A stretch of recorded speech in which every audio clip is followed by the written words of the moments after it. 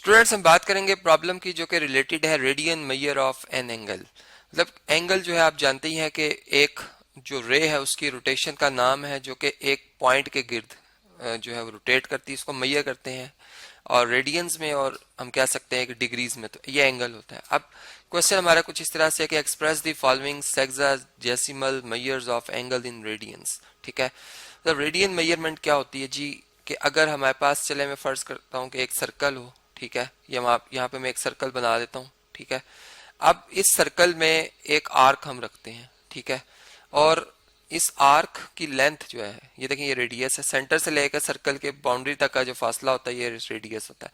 अब मैं एक आर्क ऐसी सिलेक्ट करता हूँ जिसकी लेंथ इतनी ही है जितनी आर है। ठीक है, ये मैंने यहाँ पर रख दी। अब ए से लेकर बी तक ये जो आर्क लेंथ है ये एग्जैक्ट आर रेडियस के बराबर है, और अगर इसके दोनों एंड पॉइंट्स को आर्क के जो है वो सेंटर ऑफ सर्कल से ज्वाइन कर दिया जाए तो ये जो सेंटर में एंगल बनेगा ये इक्वल टू, जो जितना भी बन रहा होगा ये इक्वल टू 1 रेडियन होगा। ठीक है, मतलब इसको हम इतनी मेजरमेंट को 1 रेडियन कहते हैं। ठीक है, जैसे हमने स्टैंडर्ड में मैथ्स को डिफाइन किया हुआ है या टाइम को डिफाइन किया हुआ है सेकंड को, इसी तरह ये रेडियन मेजरमेंट में एंगल है। अब हमारे ये जो एंगल्स हैं ये डिग्री, मिनट्स और सेकंड्स में, ऐसे सिस्टम में जो एंगल्स होते हैं उन्हें हम सेक्साडेसिमल मेजर्स ऑफ एंगल्स कहते हैं। ठीक है, ये क्यों किए जाते हैं, इसमें इस तरह से है कि देखें ये बात हम जानते हैं कि हमने 1 डिग्री एंगल को इतनी अमाउंट दी है जितनी के जो एक रे है वो 60 मिनट में रोटेशन करने से जो एंगल बनाएगी वो इक्वल टू किसके है जी, 1 डिग्री के है। ठीक है, तो अब चूंकि जो एक कंप्लीट सर्कल है हमारा, जो एक कंप्लीट सर्कल है वो हम कहते हैं कि वो एग्जैक्ट जो है वो 360 डिग्री के इक्वल है। ठीक है, तो फिर उसके अगर 360 के हिस्से कर दिए जाए 360, तो वो जो एक पार्ट बनेगा 360 का वो 1 डिग्री के इक्वल होगा। वो एक अनदर डेफिनेशन है, लेकिन यहाँ पर हम यूँ बात कर रहे हो फिर कि 1 मिनट में कितनी ज्यादा रोटेशन होगी, तो जारी बात है कि वो रे जो 60 सेकंड में जितनी रोटेशन कवर करेगी वो 1 मिनट की रोटेशन कहलाएगी, और फिर जारी बात है कि 60 मिनट इक्वल टू 1 डिग्री आएगा। तो इस तरह से 1 डिग्री डिफाइंड हो रहा है हमारे पास। अब ये जो एंगल है ये 48 पॉइंट समथिंग है, मतलब 85 से, सॉरी 84 पॉइंट समथिंग है, और मतलब ये 85 से लेस है लेकिन 84 से ज्यादा है। इसलिए अब ये इसको हमने मिनट्स और सेकंड्स में लिख दिया ताकि हम जरा इसको जरा सही तरह से समझ सकें कि ये एंगल मिनट्स में भी इसने रोटेशन की हुई है। ठीक है, और सेकंड्स में भी, तो इसकी एक्यूरेसी जरा हमारे हमारे सामने जरा वाजे हो जाती है, हम इसको सही तरह से समझ सकते हैं। अब सपोज कर लेते हैं कि ये एंगल हमारा θ1 है और ये जो सेकंड पार्ट है इसमें एंगल जो है ये θ2 है। दोनों को हमने रेडियंस में लाना है, और ये बात भी हम जानते हैं कि जो हमारे पास एक सर्कल है उसकी जो कंप्लीट रेवोल्यूशन है, 1 रेवोल्यूशन जो है, ठीक है, ये इक्वल टू होती है जी, या रोटेशन लिख देते हैं, मैं रोटेशन बेसिकली लिखने लगा था, 1 रोटेशन जो है कंप्लीट वो इक्वल टू है 360 डिग्री के। ठीक है, तो अब 1 रोटेशन जो है वो 2 पाई रेडियंस के भी इक्वल है। ठीक है, ये ऑलरेडी मैं समझा चुका हूँ। तो 2 पाई रेडियंस जो है वो 360 डिग्रीज के इक्वल है। रेडियन एक रेशियो है इसलिए हम इसके यूनिट नहीं कहेंगे। ठीक है, इसलिए मैं इसको रेडियन कह रहा हूँ, और ये सर्कुलर मेजर से इसकी मेजरमेंट निकली है तो इसलिए रेडियंस में हम बात कर रहे हैं। अब हमारे पास जो पाई रेडियन एंगल है वो कितने डिग्रीज के इक्वल होगा, आप दोनों तरफ 2 से डिवाइड कर देंगे, यहाँ भी और यहाँ भी, तो ये हमारे पास 180 डिग्री आ जाएगा। ठीक है जी, 180 डिग्री। तो ये बात हमें यहाँ से इस तरह से समझ में आ जाती है। ठीक है, अब हम अपने इस एंगल को जो कि डिग्री में है इसको पहले, मतलब जो मिनट सेकंड्स में, इसको पहले मुकम्मल डिग्री में लाते हैं और फिर इसको रेडियंस में लेके आएंगे। ठीक है, तो चलें देखते हैं कि हमारे पास क्या आंसर आता है।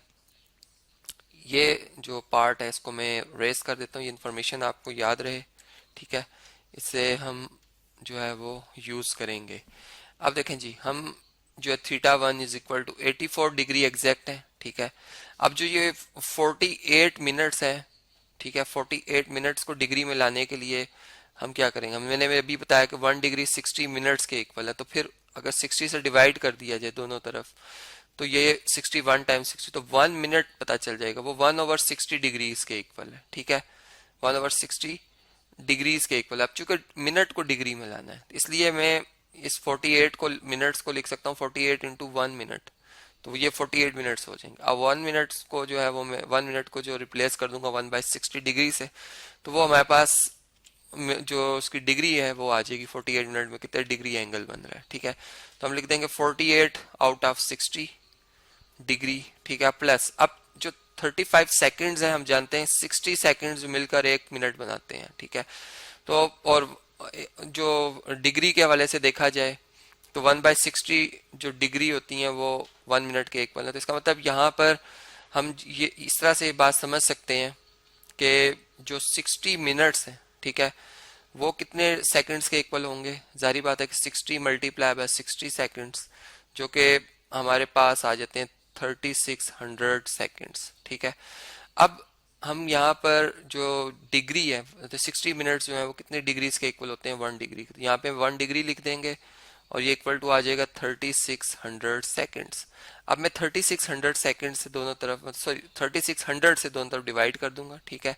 तो यहाँ पर 1 टाइम ये डिवाइड हो जाएगा और ये हमें 1 सेकंड का रिलेशन मिल जाएगा जो कि 3600 डिग्री के इक्वल है, ठीक है। तो यहाँ पर फिर अब हम 35 डिवाइडेड बाय क्या लिख देंगे 3600, ठीक है। और अब यूनिट हमारे डिग्री में, अब तीनों के यूनिट डिग्री में टर्म्स के, इसलिए मैंने प्लस किया है इसे, ठीक है, प्लस करके लिखा। और लाइक टर्म है क्योंकि ये अब इनकी डिग्रीज आ गई हैं तो लाइक टर्म्स बन गई हैं ये, ठीक है। इसी तरह अगर हम यहाँ पे देखें तो ये वाला एंगल जो हमारे पास आ रहा है इसको मैं क्या लिखूंगा 3/60, ये भी डिग्री में आ जाएगा, प्लस इसको मैं क्या लिख दूंगा 4/3600 और ये भी डिग्री में आ जाएगा, ठीक है। दोनों में मतलब कॉमन रीजन था इसलिए मैंने उसको भी साथ ही सॉल्व कर दिया है।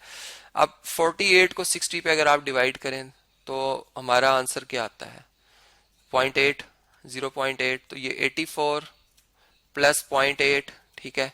और अब 35 को भी आप 3600 से डिवाइड कर लें, 35 डिवाइडेड बाय 3600 तो ये बनता है 0.0097, 0.009722 था, मैंने इसको राउंड डाउन कर दिया है, ठीक है।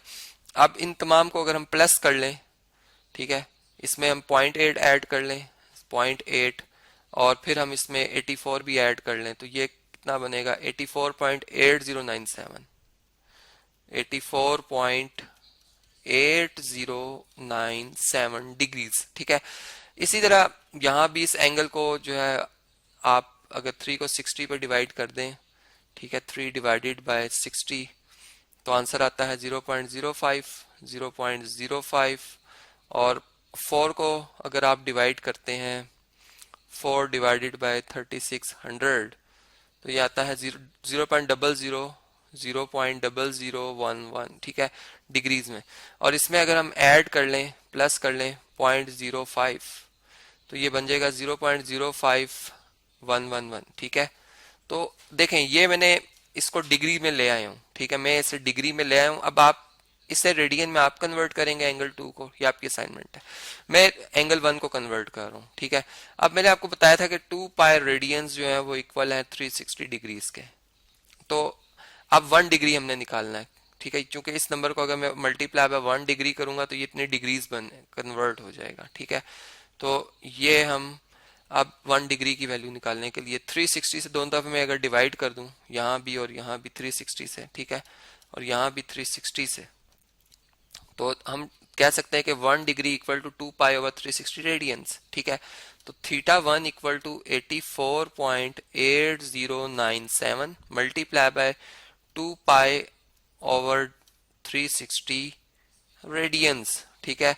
अब जो ये पाई की वैल्यू है, पाई की जो वैल्यू है ये हम जानते हैं कि ये एक रेशियो है, कांस्टेंट है 3.1416, ये इसकी अप्रोक्सीमेट मतलब इसकी वैल्यू मैं बता रहा हूँ, ठीक है। तो ये हम यहाँ पर यूज कर लेंगे और अप्रोक्सीमेट हमारा आंसर आएगा, ठीक है जी। तो थीटा 1 इज इक्वल टू ये जो नंबर था 84 पॉइंट, इसको हम लिखते हैं 84.8097, ठीक है, 97, इसको मल्टीप्लाई करेंगे 2 से, फिर मल्टीप्लाई करेंगे पाई की वैल्यू से जो कि 3.1416 है। ये कैलकुलेटर पे भी पाई की वैल्यू है, वो भी आप यूज कर सकते हैं, ठीक है। और फिर इसको डिवाइड कर देंगे 360 से, तो ये आंसर हमारा बना 1.4802, 1.4802 रेडियंस अप्रोक्सीमेटली। मैं अप्रोक्स लिख देता हूँ साइड में। तो इस तरीके से आप देख सकते हैं कि हमने डिग्री मेजर को जो है वो रेडियन मेजर में कैसे कन्वर्ट किया। आंसर आप रीचेक कर सकते हैं।